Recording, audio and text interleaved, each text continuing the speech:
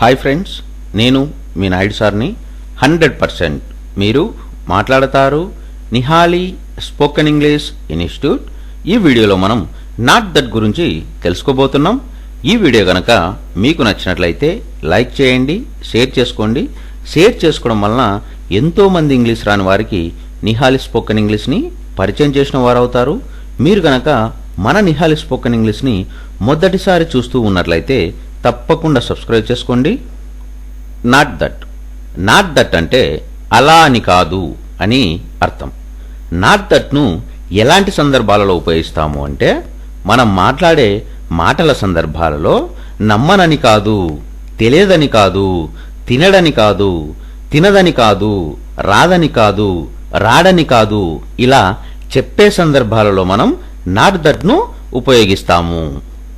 Example తీసుకున్నట్లయితే, not that she doesn't come here. ఆమె ఇక్కడికి రాదని కాదు. Not that he doesn't eat. అతడు తినడని కాదు. Not that you don't know anything.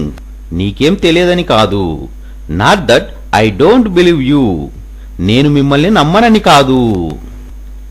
Not that అంటే అలా అని కాదు అని అర్థం.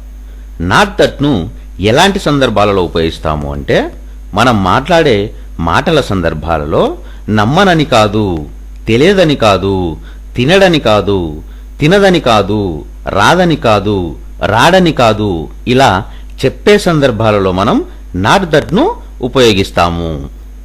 ఎగ్జాంపుల్ తీసుకున్నట్లయితే, not that she doesn't come here. ఆమె ఇక్కడికి రాదని కాదు. Not that he doesn't eat. అతడు తినడని కాదు. Not that you don't know anything. నీకేం తెలియదని కాదు. Not that I don't believe you. నేను మిమ్మల్ని నమ్మనని కాదు.